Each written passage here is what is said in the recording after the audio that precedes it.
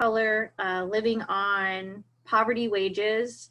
And I just was no longer okay with that, along with a lot of people and most people on this call probably, I'm sure.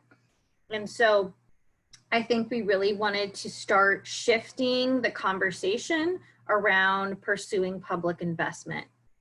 And so this is where this collaborative kind of came forward. Okay, so next.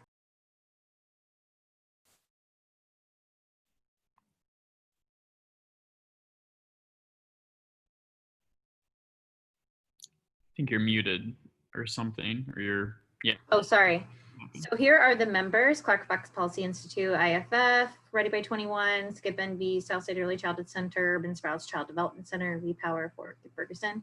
We also had a few other partners that kind of helped tag team some different projects throughout. Children's Funding Project, which is a, used to be part of the Youth Investment Forum for Youth Investment, I think. And now they're their own organization. So they're working with different communities all over the nation, working on increasing public investment for, Forum for Use of, thanks, Danielle. So they've been a good partner. SEAC helped us, UMSL helped us finish some other research parts of this, part of some of the fiscal mapping as well. And then Human Agency has been kind of our comms contact. Next.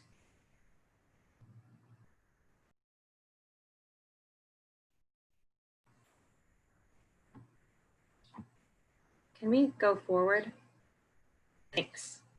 So a lot of these things will not be surprised about. Qualitative themes that we've seen throughout the studies: parents, lack of trust. They were, relying on word of mouth to see if the childcare was quality or not.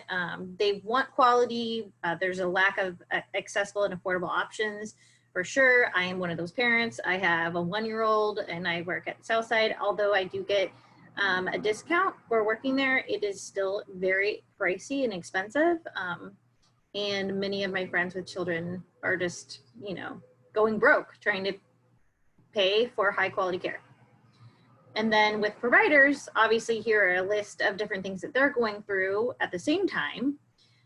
Because there hasn't been a robust public investment for early childhood, we're relying on folks to just run private businesses to kind of make up for the system that has been failing our families from 0 to 5. Although, there are some slots, free pre-K slots, they are not currently serving any children 0 to 2 in the St. Louis region. So those children primarily will be seen by private providers. That's how it works. It's an unfortunate system model for education, and that's why it has to have public investment. Next.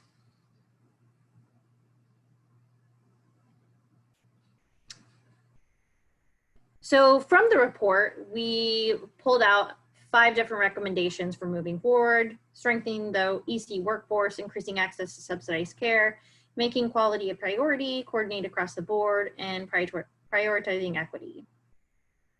Next.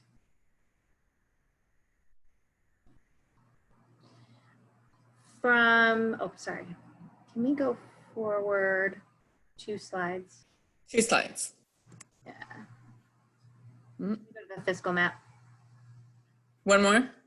Yep, you can keep. If you want, Lindsay, if you click on View Options and then select Request Remote Control, you can actually control Kylie's. Oh, okay. I requested. Yes. Okay, great. So we teamed up with UMSL to do a fiscal mapping research around what the actual funding gap was. So we knew going into this, thinking about increasing public investment, people keep saying, well, we don't want any more of these reports, they're so stupid. I get that, but people who make big decisions in government and funders, they want the dollars. They want to see how much it's going to cost. And voters want to see how much it's going to cost. Public schools want to see how much it's going to cost. So this has been invaluable to kind of look at what the gap was. And so basically, the gap was so large that we actually just had to put it in a way that was more digestible, I think, for folks. So we brought it in this kind of the funding gap of 225 million, but that's only represents the cost to reach 60% enrollment for subsidized slots. So in reality, we actually found that there was $1 billion funding gap, but this was a lot easier for folks to swallow, I think, considering we were going to need like huge federal investment to move things forward. Okay. Next. And that would be, just to clarify, $1 billion for like all universal high quality pre-K, all the teachers paid at the same rate as K-12. That kind of, that's how that $1 billion figure came to be. Okay. Ooh, I'm gonna go back. Okay, and then no surprise, who's investing the most currently? It's parents. That's no surprise that the local private there on the bold on the right side accounts for who's paying the most. And then you can kind of see how much philanthropy is kicking in and federal and state and local. So I just thought that was helpful. Okay, Joey. All right. So, whoop. Are you going to do polling first? No, wait. I'm trying to go back.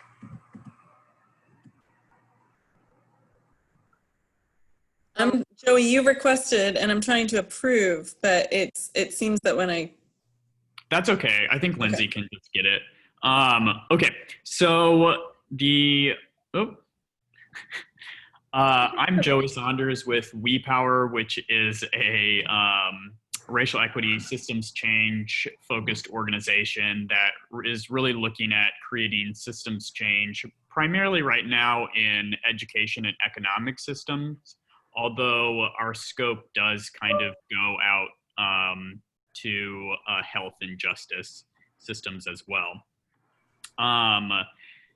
What we've done is we created the Tomorrow Builders Fellowship, which just started with 16 people who were really close, or 14 people who were really close to the system, either they're teachers or parents or family members, or they are center directors or school board members or activists in We Can, for instance, who care about school reform through a racial equity lens, not like charter school stuff. And the thing that we wanted to make sure was that these folks who are most impacted were the ones driving decision-making and reimagining the system. So basically what we did was, from those 14 folks, we engaged 1,000 people, more than 1,000, that ended up helping craft a vision for what success looked like with the help of Forward Through Ferguson, really honing in on that kind of 2039 vision of what a racially equitable St. Louis looks like. And one of those signature calls to action is investing in early childhood education. So building off of that, we came up with, through a lot of research and a lot of studying kind of what was being done in other locales, we came up with this solution teams process that would focus on governance and coordination, quality, family well-being, workforce, funding and access. Everything but family well-being is pretty exactly aligned with the First Step to Equity report. Family well-being, we felt, by looking through what the sorts of responses were from surveys and talking to community members, was like the only piece that needed its own kind of separate work group. So solution teams were essentially working groups that were building off of the work of Tomorrow Builders, and they came together over 4 months to really engage with research and talk to subject matter experts and figure out how would we approach actually doing a complete overhaul of the early childhood education system. And that became the playbook, which I think all of you were emailed. And it's really 17 solutions under each of these kind of areas, and a mix of policy recommendations and storytelling and an action plan to really say, here's what we'd have to do over the next several years if we really want to be serious about changing this and making sure more kids and families have access. Families aren't breaking the bank trying to just go to work, and make sure that the system isn't chaotic and uncoordinated, among other things. And one of the first priorities that surfaced was exactly sort of what Lindsey was speaking to earlier. We have to start closing that funding gap, and we have to start doing it now in a way that involves local dedicated funding with equitably targeted universalism, rather than saying we're going to just blanket, have it free for everybody. If we're only able to latch onto a certain chunk, we want to make sure that we're allocating public investment equitably.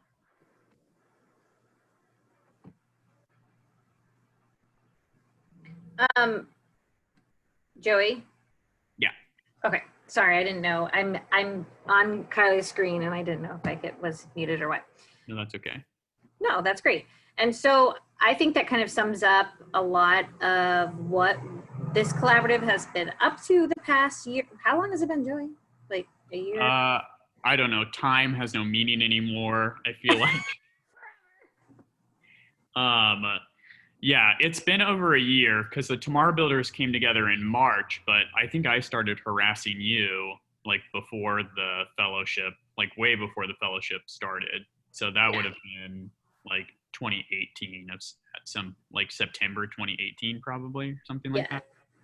Yeah, I think so. And I think what I will just mention, which has been a cool journey for me, is that I am interested in politics. I follow local politics, but as somebody in nonprofit, in a collaborative, I think I just don't think that there's enough education and PD maybe around taking what we're talking about every day and transferring that into policy and what that actually looks like.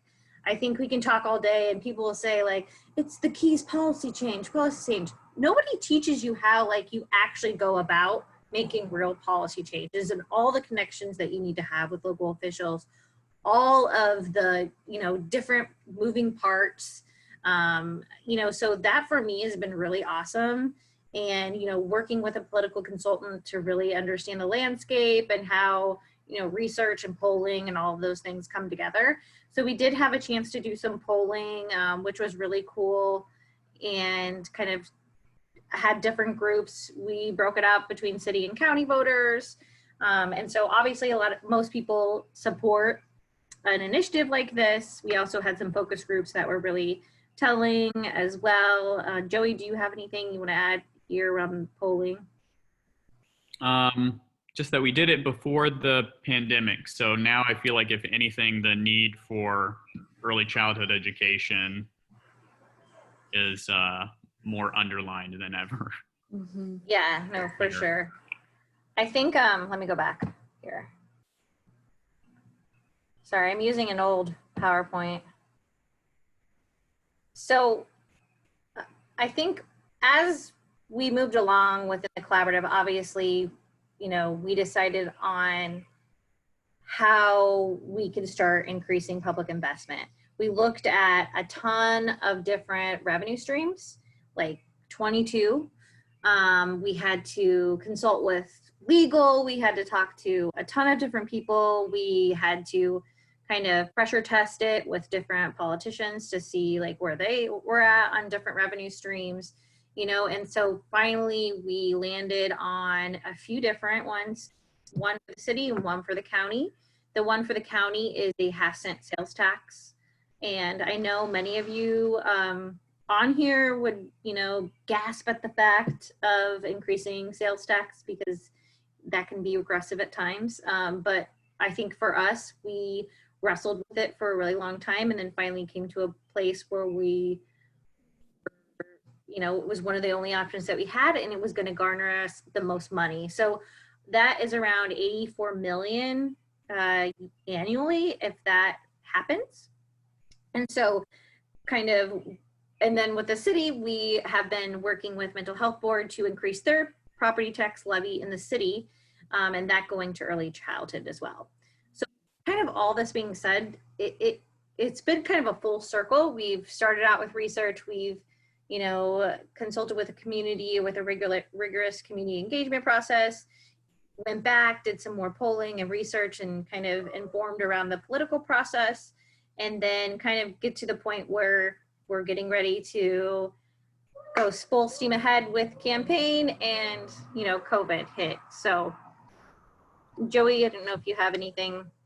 Sure. Yeah. So the campaign itself on the county side is called Ready by 5, which is still pursuing public investment, but has, for the time being, pivoted to be part of the regional response team under Jason Purnell.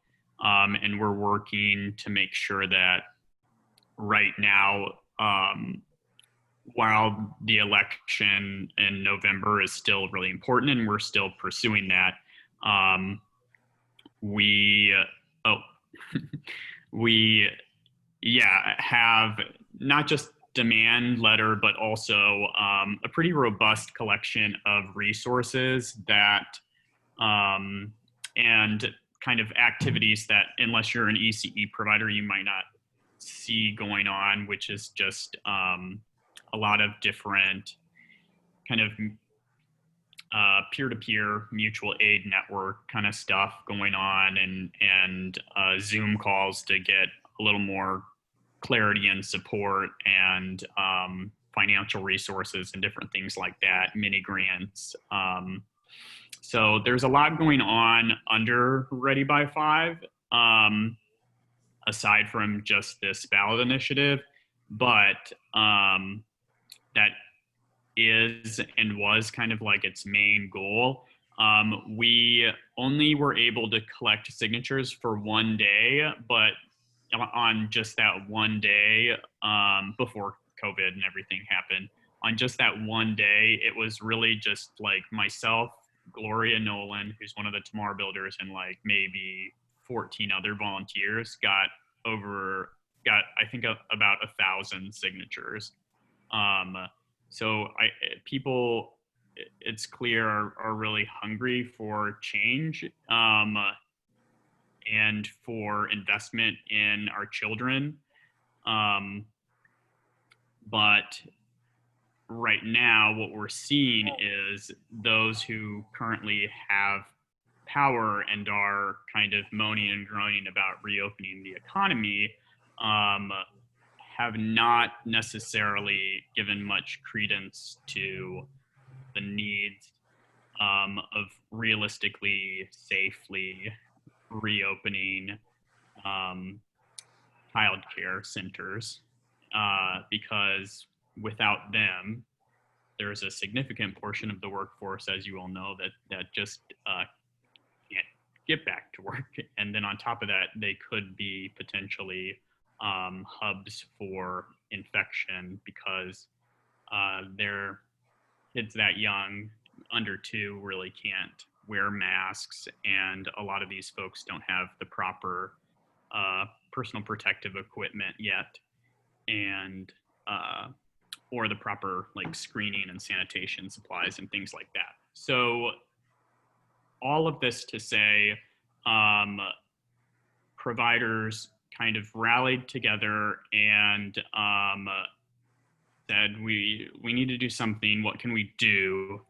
And then we supported them in kind of hearing what they said and then very quickly turning that with a few stakeholders who are on the Ready by 5 team into this demand letter that you've seen circulating potentially. Do we want to go through those now, or? Let's see if I can click on this. Okay, great.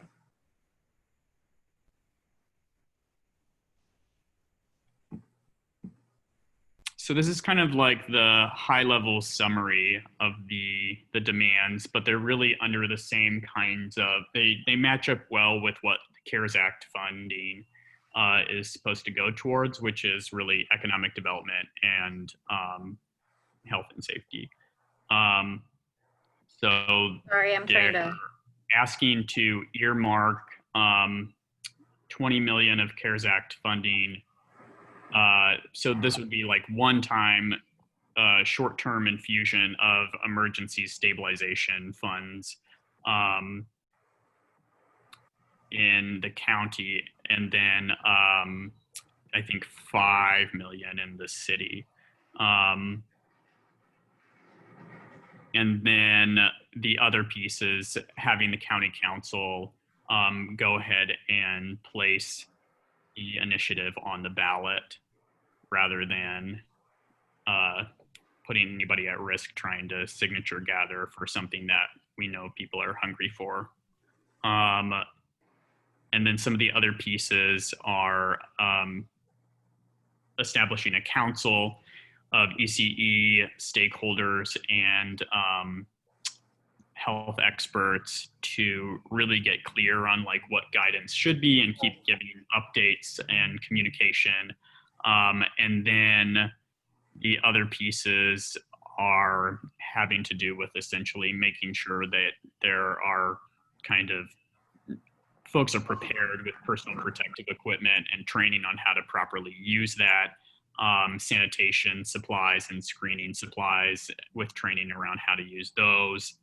And then protections for ECE workers themselves, like having hazard pay and having access to testing. And a lot of folks who work in early childhood make like next to nothing, like $9 or $10 an hour, and don't get benefits. So making sure. Joey? Yeah. Joey, we've got a question coming in from the chat. Okay. Andy says, the center my kiddo goes to has signed the demands, but is planning to open June 15th. I had thought that those centers wouldn't open until the demands are met, but it appears that's not the case. Is there anything that is happening if they aren't met? So actually, Thursday night, there's going to be a conversation sort of to start the strategy around what escalation would look like. But I don't have that information for you because I have ideas certainly about like what escalation could look like, but I am particularly far removed as someone who, while I used to teach pre-K, I am currently, I don't have any kids and I'm invested and care deeply about this system, but I'm not day to day quite as affected. So that's one of the reasons We Power always tries to make sure a lot of the decisions are made by the most impacted community members. Yeah, and I think too, like, I think it's really up to them to decide how they want to move forward. I will say that we had a group of providers had a conversation with Sam Page at the county and Lisa Clancy and Cora Faith Walker, and being ready to have a public hearing in the city next week around the demands. So things like that have started to happen. There's been conversations in local government around this funding being earmarked for early ed. It's just a matter of keeping the pressure up. I will say, like, with all this being said and all the work that we're doing, this is a woman's issue. This is an equity issue. This is a racial justice issue, an economic justice issue. Like, there is not like a part of life this doesn't affect for people. And so I think, and I'm sure there's a lot of moms on here right now who can speak to this, but like how just able to, now we're having to work full time and also watch our children. And I know some folks still are paying childcare to keep their slots. Like, this should not be happening. This is not a system that is working for people. And so once we get this on the ballot for November, we're really going to be reaching out to all of our partners, stakeholders like you, to ensure that we're all on board and making this happen. And so I think, especially too with the city, and we didn't go really into a lot of detail around the city, but unfortunately it's not as much money as the county. I wish we could say like we're able to garner 84 million in the city as well. It'll be around $2.3 million annually. That's still a good step. These are all just short term and steps to get to a larger investment that really has to happen, you know, at the federal level as well. We're having some questions about like who the targets are. That's in the demand letter. I don't know if that's further up if you scroll, but it's basically governor, DSS, health departments in city and county, board of aldermen, county council, Mayor Cruson, and county executive page. And Natalie Garzon asked, are the funds being requested to stabilize current available childcare supply, or is this the cap that is available given the CARES funding pool? If there is a difference, what is the plan to try and stabilize centers? So I think what we're trying to do with the CARES Act is just to cover current revenue, because we know, one, that, you know, they're only, even if they do open up, they're only going to be opening up like half capacity.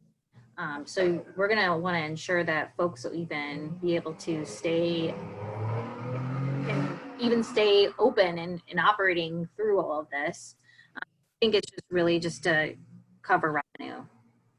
I don't know if that answers. It's like, yeah, it's like revenue replacement. I think if it goes through a granting process, like we're recommending with specific entities kind of named in the city and the county, there might be situations where maybe a center would apply for funding to, for instance, say we want to replace all of our plush toys with something that's like easier to sanitize or like different things like that.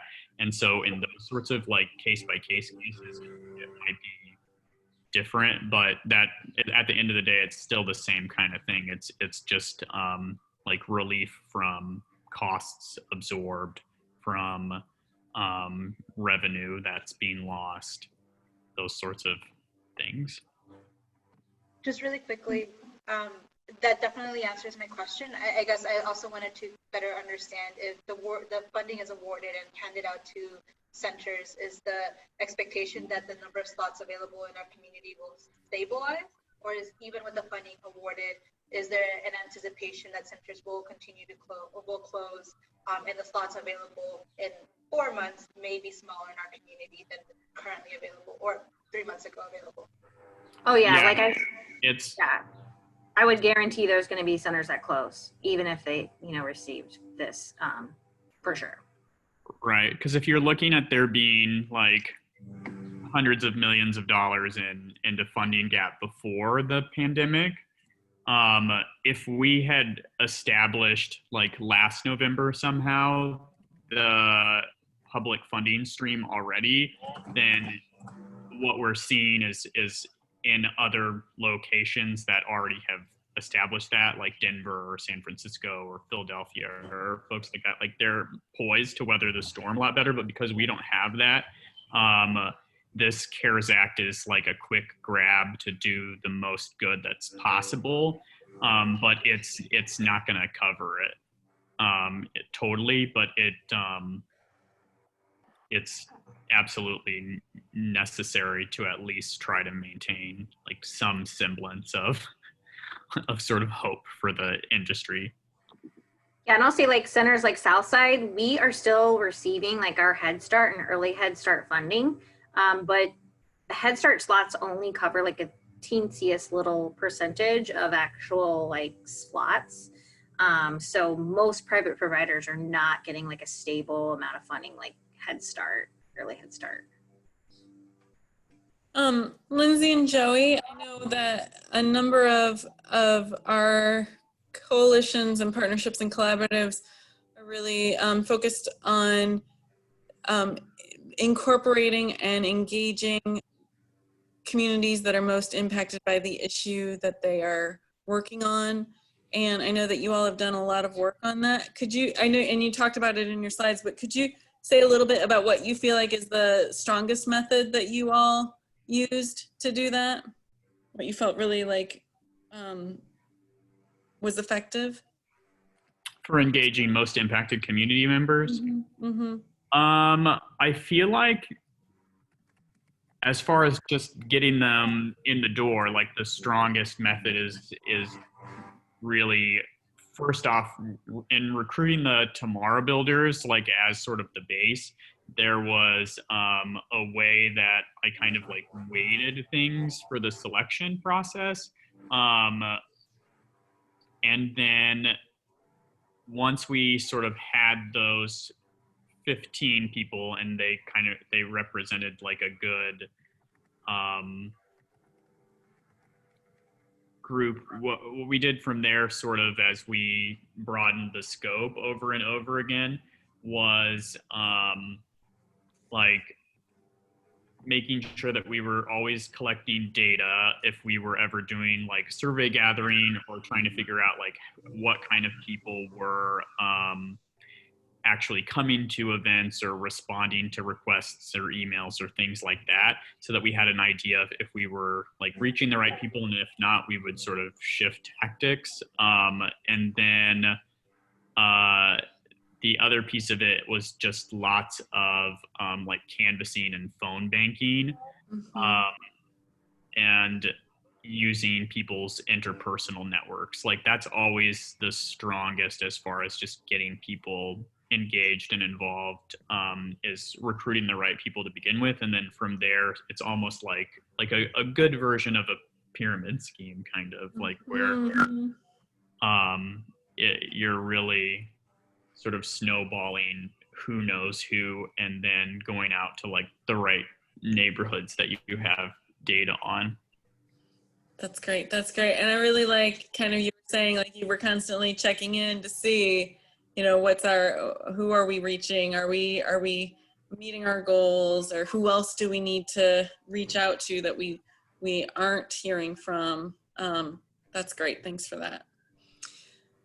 Any other, I also really appreciate how you, just like all of us have had to really pivot and in terms of your longer term goals, really also focus in on immediate and how those two, you know, connecting those two, like long-term advocacy and the ballot initiative, while also recognizing and just putting as much into place right now that addresses the coronavirus and being that voice in the short term. It's great to see the demands. Are there other questions that folks have from a kind of coalition, partnership, practice perspective? I know I have a lot of questions, but just really quickly, is there thinking around increasing the sales tax amount given the decreased tax revenue that's coming in and increased need that will be happening in the near future? Is that not something that even makes sense given the current situation?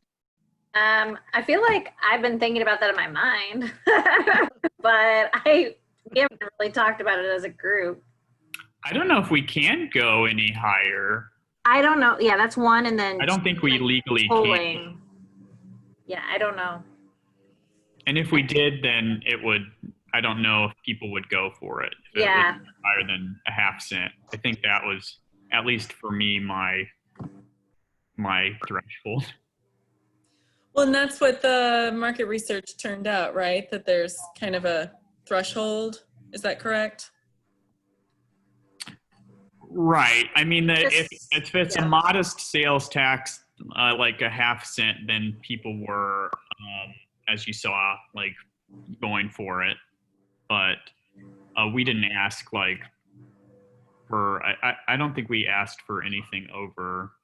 No, I can't remember because the We might have tax asked for like a cent. the tax that we're using is an economic development sales tax. So I don't know what the statute like limitation on like what you can increase that is or whatever. I know it's maxed out in the city, so that's why we weren't doing it in the city as well as the county. That's why there's two different strategies. Yeah, yeah. Right. Other questions? I thought there were a couple other comments that maybe were teed up. I mean, I could talk about this all day, but I think one interesting point for me, when you think about a system as large as early childhood education, how did you prioritize these interventions, right? Lindsey, obviously more money is always better. And Joey, in the playbook, there were lots of solutions. So like, why this one? Was it just the point of connection for you both? Was it the one that, you know, you thought had the most traction? Like, you know, it's when we think about that universe, there's so many things that you could be working on. So I'm curious about like, why this one? Why now? Or why this one 6 months ago? Sure. Yeah, there were like a few things that went into the sort of prioritization. If you look towards the back of the playbook, it has a kind of recommended timeline of when actions should start, which is probably like going to be very thrown off now. But the two kind of big priorities that seemed to surface were establishing a regional coordinating nonprofit, because there needed to be someone to do more quarterbacking of the actual system. Because right now the First Step Collaborative is really transitional. We don't have dedicated funding for really our own time. We're just sort of working as parts of our, there's a lot of concentric circles on like what my like day job is versus like what Ready by Fives and the First Step like goals are. And that's the same for Lindsey for the most part too, I think. But yeah, and then the other big one was a lot of these things just wouldn't, and solutions wouldn't be able to happen if there wasn't more funding coming through, whether that's an increase in philanthropic dollars or successful securing of public investment or whatever else. So those were sort of the thinkings. And then if you want to check out another one of our partners, Skip, has done a lot of systems dynamics work that's been valuable for us, and that the Tomorrow Builders are going to be really diving deep into over the summer to potentially adjust and like deepen some things, like for instance a workforce development plan that's sort of called for, and sort of start building that out and how to really use those sorts of systems models to figure out like which levers of change really would be most effective in what order. Yeah, and I think for me, it was more like prioritizing like what I feel like we've seen and the research has told us for so long, that we do not start increasing compensation for childcare workers, that directly affects how high quality care is. And so we have to start paying people so they can start having like a family sustaining wage. So we cannot do that without really rigorous increased funding. Kind of like a triage, right? Mm-hmm. Great, great. Well, a great overview, you all, and both in terms of the accomplishments, the goals, and what you want to accomplish, and engaging the community and the region in doing that, as well as thinking about the practices that go into it and what makes the work effective. So thanks, Joey, thanks, Lindsay, and thanks to everybody for your questions. We were recording it, so we'll share with members who weren't able to participate today. Sorry for the Zoom technical fun, but still really valuable, and appreciate the time. I have a few thread things, and I know we had hoped to do some peer connection today, and recognizing that our peer presentation and trying to make sure that everybody's got enough time. I would like to stretch that into a future date. So my apologies that we weren't able to address that aspect of the agenda. But it does tee up some questions that I have for you all before we go. Trying to understand what is going to be useful for Thread members over the summer time, knowing that we are all kind of in a uncertain frame of what comes next, and doing our best to navigate and support our partnerships in doing that. And so, you know, my question is, would folks like to engage in our traditional learning communities? And that's a learning cohort and peer coaching. So I was going to do a little bit of the modeling of the peer coaching today. We have authenticity circles that we have done in the past. They are triads where we come with a key question, a key concern, and we get trained in a model to be peer coaches to each other, to ask open-ended questions, to partner in visioning and thinking, you know, alongside a person to bring out their best solutions. So that is one opportunity that we would offer this summer if folks are interested. I will send the survey results out. I won't go over those right now, but there was high also interest in exploring racial equity, diversity, and inclusion in terms of our coalition and partnership work. And so we also could do a learning cohort, digging in on what practices we feel are effective, what we're seeing as feedback loops in our own work, both in terms of the space that we create in our partnerships, as well as the work that we are doing in our communities to prioritize equity. So those are two learning opportunities that we can offer this summer. However, I also recognize that folks are really dealing with a lot. And so I would like whatever Thread does to be additive and supportive of your work. So I have two polls for you, and I'll put up the PowerPoint here, hopefully. Let's see here, just to share what we're proposing.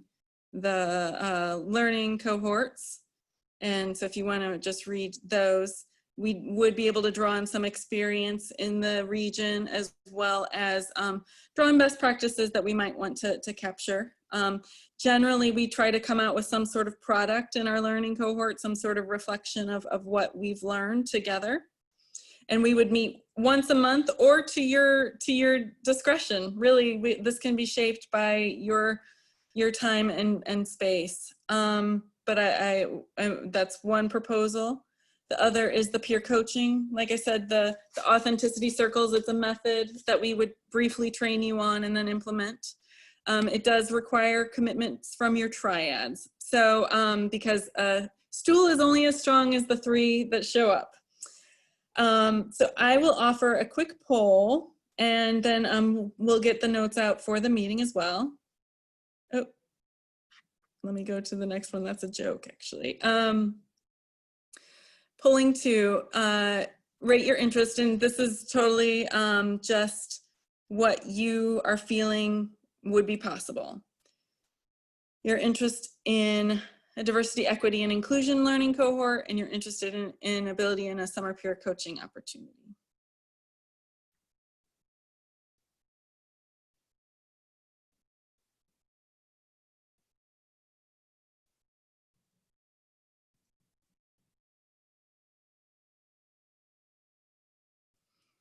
All right, I think we've got most everybody. We'll give it another minute.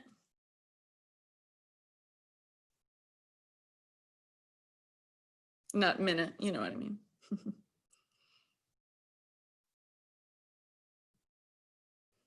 Okay, great. I think we've got a good. And polling. I'll go ahead and share results.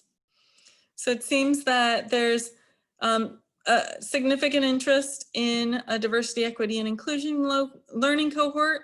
And maybe we, based on, kind of the tipping point with the summer peer coaching, we table that for a future opportunity.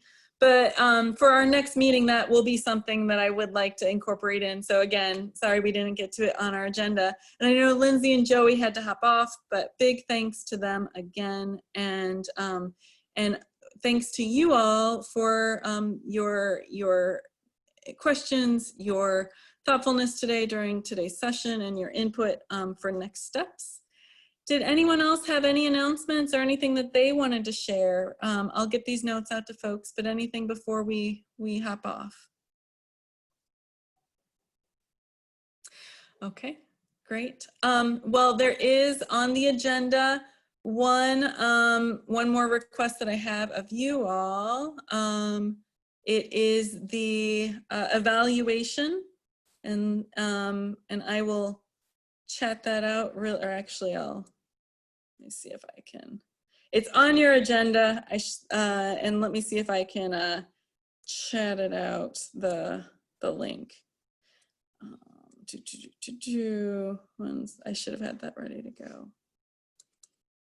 1 second. 1 second. Oh, I know what the problem is. I'm still sharing my desktop. There we go.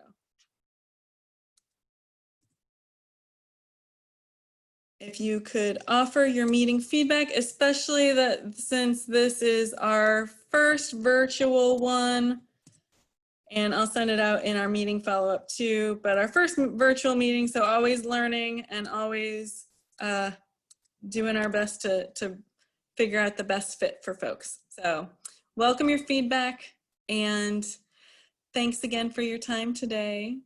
And we will see you all next time. See you later. Thank you so much. Bye.